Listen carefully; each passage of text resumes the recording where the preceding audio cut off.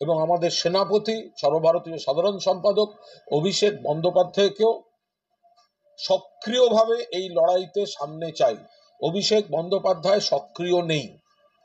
অভিষেক বন্দ্যোপাধ্যায় তিনি সমস্তটা দেখছেন, খবর রাখছেন, লোকসভায় অসাধারণ বক্তৃতা করেছেন, ব্যক্তিগত অবস্থানগুলি টুইটের মাধ্যমে জানাচ্ছেন, ডায়মন্ড হারবারে তাঁর সাংসদ হিসেবে যা করণীয় করছেন।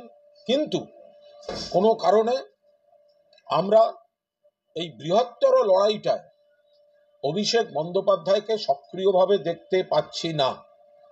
ফলে যে কোনো কারণেই হোক আমরা মমতাদির নেতৃত্বে, অভিষেকের সেনাপতিত্বে এই একদিকে মেয়েটির ন্যায় বিচারের লড়াই চলবে আমাদের, অন্যদিকে একটি দুর্ভাগ্যজনক মৃত্যুকে কেন্দ্র করে বামরাম এবং কিছু অশুভ শক্তি মিলে সাধারণ মানুষের ন্যায্য আবেগকে বিপথে চালিয়ে ফেক নিউজ, ফেক অডিও, কুৎসা বাংলা এবং তৃণমূলকে যেভাবে বিদ্ধ করেছে তার বিরুদ্ধে লড়াইটায় মমতা বন্দ্যোপাধ্যায় আমাদের নেত্রী, অভিষেক বন্দ্যোপাধ্যায়কেও সমানভাবে সক্রিয় অবস্থায় এই লড়াইটায় চাই।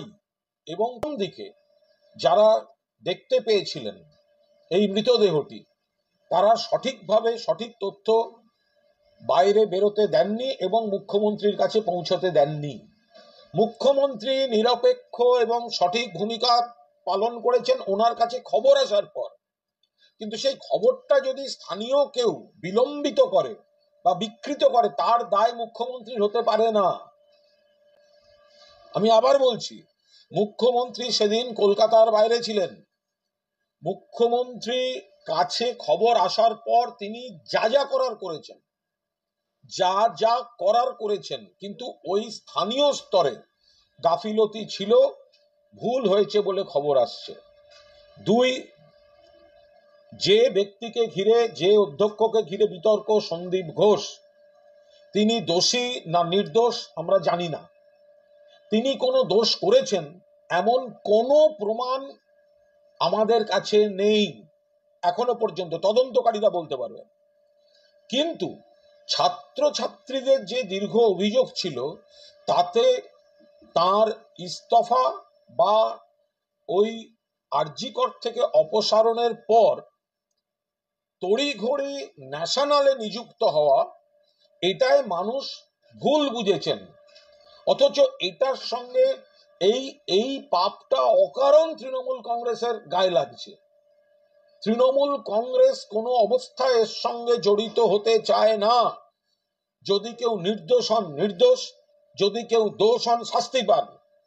স্থানীয় স্তরে কিছু ঘটছে, কোথাও প্রশাসনিক স্তরে কিছু ঘটেছে, কিন্তু মুখ্যমন্ত্রী কিছু জেনে তিনি আড়াল করেছেন বা ধামাচাপা দিয়েছেন, এই রটনাগুলো ঠিক নয়, এগুলো ভুল।